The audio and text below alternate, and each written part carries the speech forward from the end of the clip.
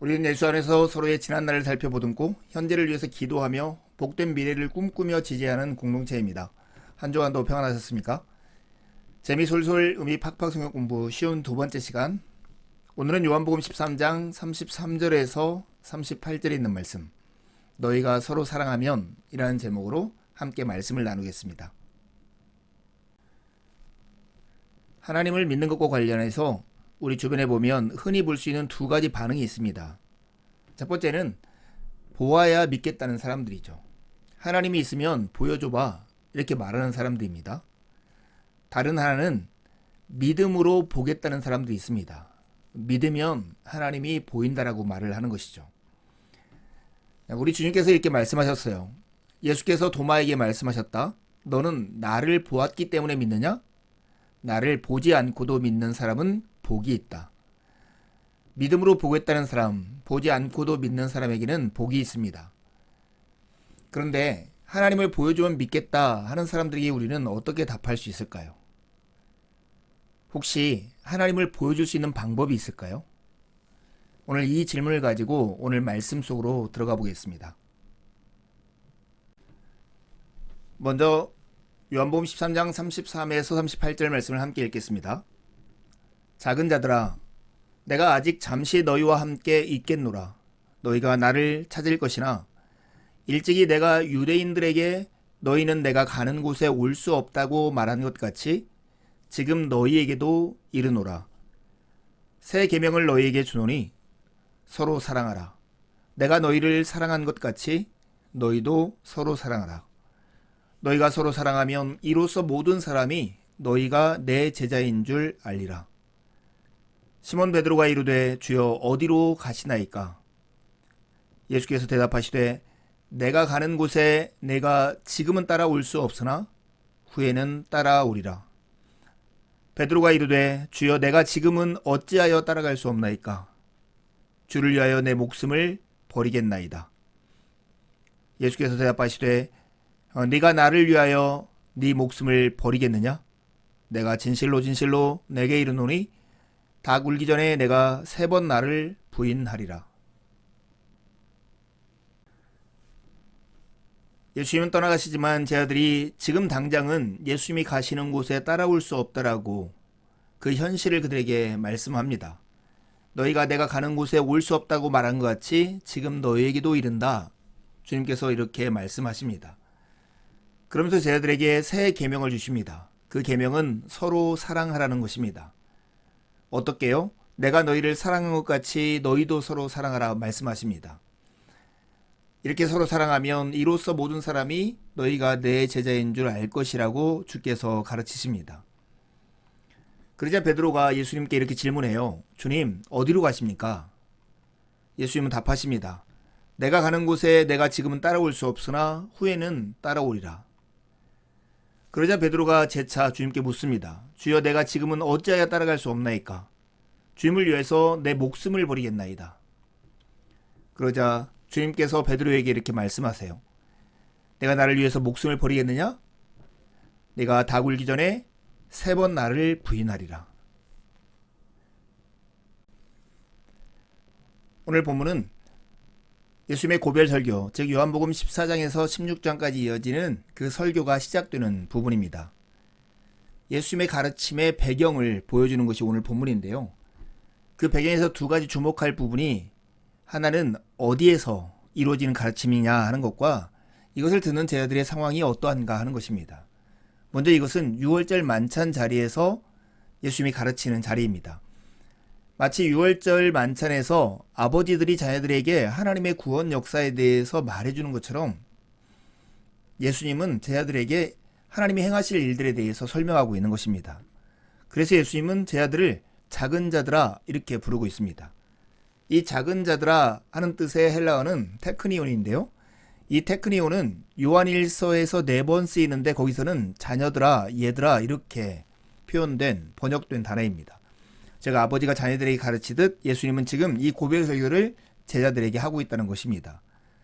또 하나의 배경은 제자들의 상황인데요. 예수님은 떠나가지만 그 예수님을 지금 당장은 따라갈 수 없는 상황, 그것이 제자들이 처한 상황이었습니다. 아직 잠시 동안은 내가 너희와 함께 있겠다. 그러나 너희가 나를 찾을 것이다. 내가 일찍이 유대 사람들에게 내가 가는 곳에 너희는 올 수 없다 라고 말한 것 같이 지금 나는 너희에게도 말해둔다. 너희들도 올 수 없다. 지금 당장은. 이렇게 말씀하는 것이죠. 이런 상황 가운데서 예수님께서 가르침을 할 때 그 가르침의 첫 마디, 가장 중요한 내용이 무엇일까요? 여러분이 예수님의 위치에 있다라면 여러분이 사랑하는 제자들을 끝까지 사랑하시는 그 마음을 가지고 어떤 것을 말해 주시겠습니까? 제자들을 사랑하시되 끝까지 사랑하신 것이 우리 주님이십니다. 그런데 주님은 떠나가시지만 제자들은 남겨진 채 그런 상황 가운데 놓여있는 제자라면 여러분은 예수님께 무엇을 기대하시겠습니까? 우리는 흔히 돈이라고 말할 수 있겠지만 예수님은 돈 대신에 새 계명을 제자들에게 주셨습니다. 그 내용은 서로 사랑하라는 것입니다. 사랑은 혼자 할 수 없는 일이죠. 그런데 예수님은 예수님 자신을 사랑하라고 말씀하지 않고 너희가 서로 사랑하라고 지금 말씀하고 계십니다. 그런데 그 서로 사랑하는 사랑의 방법이 무엇이었을까요? 예수님은 내가 너희를 사랑한 것 같이 아마 같은 자리에서 예수님께서 실제 본을 보여준 것처럼 주님이며 선생인 예수님이 제자의 발을 씻겨준 것처럼 서로 발을 씻겨주라 하신 그 말씀으로 제자들은 내가 너희를 사랑한 것 같이 이것을 이해했을 것입니다. 그럴 때 어떤 결과가 나타날까? 이로써 너희가 내 제자인 줄 알리라 주께서 이렇게 말씀하십니다. 즉 우리가 서로 사랑하면 이것을 보는 사람이 그것으로서 우리가 예수님의 제자인 것을 알게 될 것이다 이렇게 말씀하고 있는 것입니다. 여러분 요한일서 2장 7절에 11절에 보면 이 서로 사랑하라는 계명이 이미 들은 계명이라고 말씀하세요. 그럼에도 불구하고 왜 예수님은 이것을 새 계명이라고 말씀하시는 것일까요? 이것은 사랑의 방식이나 사랑의 깊이나 유형이 다른 우리가 생각하는 사랑의 방식과 전혀 다르기 때문입니다. 종의 자리에 가야만 할 수 있는 사랑의 방법이기 때문에 이것을 새 계명이라 부르시는 것입니다. 왜 예수님은 제자들에게 다른 무엇이 아닌 이 계명을 주셨을까요? 그것은 우리가 하나님의 영광에 참여하려면 예수님처럼 서로 사랑하는 삶을 살아내야 하기 때문에 그렇습니다. 예수님은 계명을 주셨지만 베드로는 이 계명 자체에 관심 있는 것이 아니라 예수님이 어디로 가시는지에 관심이 있고 질문을 던집니다. 주님 어디로 가십니까? 유명한 영화 제목 쿠어바디스 도미네, 이것이 여기서 나온 얘기입니다. 여러분 예수님은 우리 보러 어느 곳으로 가라고 말씀하지 않고 늘 제자를 부를 때마다 이렇게 말씀하셨어요. 나를 따르라. 나를 따르라. 예수님이 가시는 곳을 따라서 오라고, 그러면 예수님이 이르는 곳에 도착할 것이라고 말씀하시는 것이죠. 그리고 그때 따라갈 때 따라갈 자세까지를 우리에게 분명히 말씀하시는데요. 아무든지 나를 따라오려거든 자기를 부인하고 날마다 자기 십자가를 지고 나를 따를 것이니라 이렇게 말씀하십니다. 오히려 주여 어디로 가시나이까 묻는 제자들을 향해서 어쩌면 주님은 이렇게 반문하고 계실지도 모릅니다. 너는 지금 어디로 가고 있느냐? 너는 지금 나를 따라오고 있느냐? 이렇게 묻고 계시는지 모릅니다. 여러분 지금 어디로 가고 있습니까? 여러분의 인생이 예수님을 좇아서 예수님의 발자취를 같이 밟으면서 따라가고 계십니까? 그렇다면 우리가 제자로서 살아가고 있는 것일 것입니다. 베드로는 자기의 의지, 자기의 계획, 자기의 신념에 가득 찬 인물이었던 것 같아요. 그래서 자기의 틀과 생각 안에 예수님의 계획과 예수님의 일하심을 가두려고 했던 무모함이 있었습니다. 주여 어디로 가시나이까? 내가 주님의 가시는 곳을 위해서 내 목숨까지 버리겠다라고 하는 베드로에게 예수님이 네가 다굴기 전에 나를 3번 부인할 것을 예언을 하십니다. 실제로 그의 일이 이루어지죠. 3번 부인한 이 베드로를 예수님께서 부활하신 후에 찾아가셔서 3번 이렇게 물으시죠. 네가 나를 사랑하느냐? 내가 나를 사랑하느냐? 그렇게 자신만만했던 베드로가 예수님의 세 번의 질문 앞에 무너집니다. 내가 주를 사랑하는 줄을 내 의지가 보장하는 것이 아니라 주님께서 아십니다. 그러자 주님께서 베드로에게 하신 말씀이 요한복음 21장 18절에 나옵니다. 내가 진정으로 내게 말한다. 내가 젊어서는 스스로 띠를 띠고 내가 가고 싶은 곳으로 다녔으나 내가 늙어서는 남들이 내 팔을 벌릴 것이고 너를 묶어서 내가 바라지 않는 곳으로 너를 끌고 갈 것이다. 아이러니하게 자기 뜻대로 가지 않는 그 길이 예수님을 따라가는 길이었습니다. 19절에 보면 이것은 베드로가 당할 죽음을 예언한 것이라고 말씀하는데, 내려오는 얘기에 의하면 베드로는 바닷가에서 거꾸로 십자가에 매달려서 죽었다라고 말을 합니다. 여러분, 제자의 길을 가는 것은 세상의 영광과는 다르지만 주님을 쫓아가는 그 죽음의 길에 죽음의 길 끝에 부활이 있기에 우리는 이것이 참된 영광이라는 것을 아는 사람들입니다. 베드로의 이렇게 자신만만했던 모습과 나중에 예수님의 예언 속에서 내가 늙어서는 남들이 내 팔을 벌릴 것이고 너를 묶어서 내가 바라지 않는 곳으로 너를 끌고 갈 것이다 하는 그 모습을 보여주는 것이 마치 배추어 같아요. 김장을 하기 위해서 간을 절인 배추어 같은 것이 예수님을 부인한 다음에 다시 예수님의 사랑으로 회복한 베드로의 모습이 아닐까 하는 생각이 듭니다. 오늘 우리는 말씀을 시작하면서 하나님을 믿는 것과 관련된 두 종류의 사람의 반응을 얘기했습니다. 하나는 보아야만 믿겠다는 사람들이고 다른 하나는 믿음으로 보겠다는 사람들, 이 두 종류이죠. 물론 예수님이 하신 말씀처럼 보지 않고 믿는 자들이 복됩니다. 그런데 보지 않고 믿는 그 믿음이 어떤 것을 봄으로써 생기는가 하는 것을 우리에게 알려주는 매우 중요한 본문이 오늘 35절에 나와 있는 것입니다. 너희가 서로 사랑하면 그것으로서 너희가 내 제자인 줄 알게 될 것이다 하는 말씀입니다. 베드로전서 1장 8절에 보면 이런 말씀이 있습니다. 여러분은 그리스도를 본 일이 없으면서도 사랑하고 지금 그를 보지 못하면서도 믿으며 말로 다 표현할 수 없는 즐거움과 영광을 누리며 기뻐하고 있습니다. 예수님을 직접 본 적이 없고 지금도 눈으로 볼 수 없음에도 불구하고 예수님을 사랑하고 예수님을 믿고 말로 다 할 수 없는 즐거움과 영광을 누리면서 기뻐할 수 있는 그 근거가 무엇일까 하는 거예요. 성령께서 우리의 마음에 감동을 주셔서 그렇다 이렇게 설명할 수 있지만 실제 공동체 안에서 이것을 누릴 수 있는 유익이 있을까 하는 것을 우리가 질문해 봐야 합니다.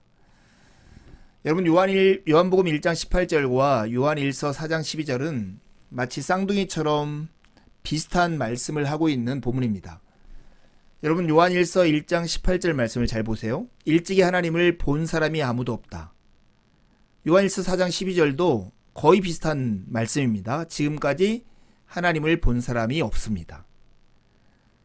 요한복음에는 하나님을 본 사람이 없지만 어떻게 하나님이 당신을 알려주시는가를 이렇게 표현하죠. 아버지의 품속에 계신 외아들이신 하나님께서 하나님을 알려주셨다.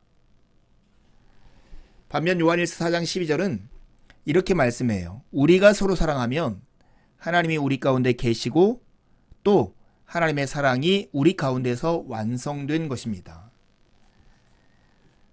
하나님을 아무도 본 사람이 없지만 하나님의 품속에 계신 외아들이 하나님이 어떠한 분인가를 우리에게 나타내 보여주신 것과 우리가 서로 사랑하면 하나님 우리 가운데 계시고 예수님의 모습이 우리 가운데 완성되는 걸 통해서 하나님의 영광을 볼 수 있다라고 하시는 말씀입니다. 고린도후서 4장 6절에 보면 어둠 속에 빛을 비추라 라고 말씀하신 하나님께서 우리의 마음속에 빛을 비추셔서 예수 그리스도의 얼굴에 나타난 하나님의 영광을 아는 지식의 빛을 우리에게 주셨습니다. 이 말씀에 빛을 비추다는 것은 복음을 선포한다는 이야기입니다.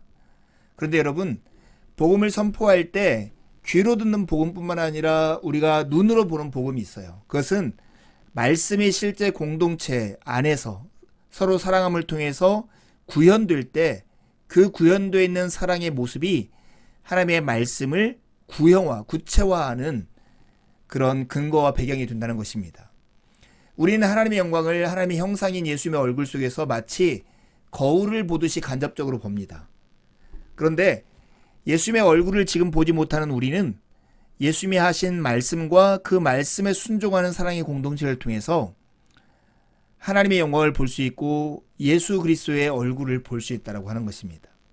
그런 의미에서 너희가 서로 사랑하면 그것으로서 너희가 내 제자인 줄 알게 될 것이다 하시는 이 말씀이야말로 우리에게 하나님을 보고 하나님을 보여주고 하나님을 봄으로써 믿게 하는 매우 구체적인 우리의 행동의 지침이라고 말할 수 있습니다.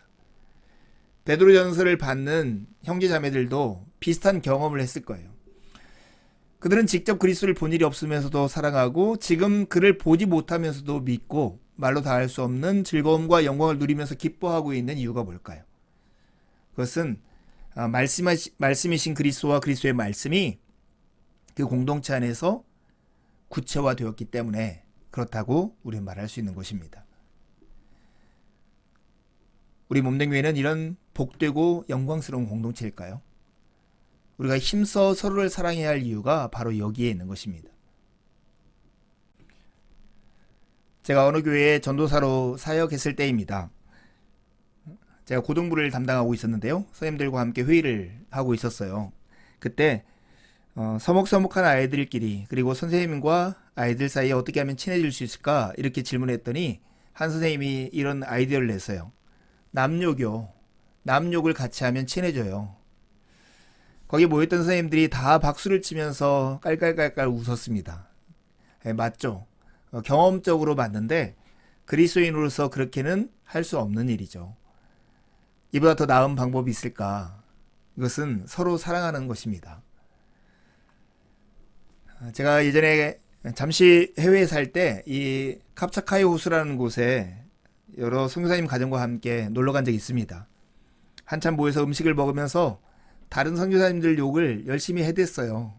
비난도 하고 흉도 보고 하다가 다른 모든 사람들이 다 이 호숫가에 수영을 하러 나가고 저하고 고 사무엘 선교사님 2명만 이렇게 벤치에 앉아 있었습니다. 근데 이 고 선교사님이 혼잣말처럼 이렇게 얘기했어요. 너희가 서로 사랑하면 이로써 너희가 내 제자인 줄 알리라 하셨는데, 정말 혼잣말처럼 한 그 얘기가 제 가슴을 깊이 울렸습니다. 지금도 잊혀지지 않아요. 거기는 예수 그리스도가 누구인지 그것을 선포하고 삶으로 보여주기 위해서 왔던 선교사님들이 모였던 장소거든요. 그런데 어쩌면 우리가 남을 욕하고 서로 사랑하지 못하는 모습을 보여준다는 것은 예수 그리스도의 얼굴을 가리고 있다 이렇게 말할 수도 있었기 때문입니다. 우리 몸된교회 공동체는 어떻습니까? 서로 남을 욕함으로써 끼리끼리 친해지는 공동체입니까? 아니면 서로의 허물을 덮어줌으로써 우리가 서로 사랑함으로 예수 그리스도의 영광, 그분의 용서, 그분의 긍휼, 그분의 사랑을 보여주는 공동체입니까? 샘 스톰즈가 이렇게 얘기했는데요. 거룩함이란 경주의 승리와 마찬가지로 하나님의 아들에게 우리의 시선을 고정시키는 정도만큼만 찾아온다. 이게 우리의 눈이 하나님의 아들인 예수 그리스도를 바라볼 때만 우리는 거룩함에 이를 수 있다는 것이죠. 좌우 양편에는 세상이 우리의 시선을 끌려고 소리치고 있다. 더 좋은 것을 준다며 고함치고 있다. 그리스도를 따르지 못하도록 매혹적인 대안들을 들이대고 있다. 시선을 흩뜨리고 초점을 분산시켜 옆으로 빗나가게 하려고 온갖 쾌락으로 유혹하고 있다. 남욕해 그러면 친해져 이렇게 말하는 거죠. 그야말로 육상시합에서 즉각적 자격 박탈의 사유이다. 영안을 예수님께 고정시킬 때만 우리는 죄와 싸워 이길 수 있다. 우리 몸된교회가 정말 서로를 사랑하는, 그럼으로써 우리가 예수님의 제자인 것을 확인할 뿐만 아니라 예수 그리스도의 얼굴에 나타나는 하나님을 아는 영광의 빛을 세상에 비춰주는, 세상에 비친 공동체가 되기를 간절히 소원합니다. 오늘도 주님의 말씀을 가지고 사랑의 교제를 할 수 있어서 얼마나 기쁜지 모릅니다. 남은 한 주도 주님의 은혜를 의지해 살고 복된 주일에 함께 만나 기쁨으로 우리 하나님을 예배하시죠. 감사합니다.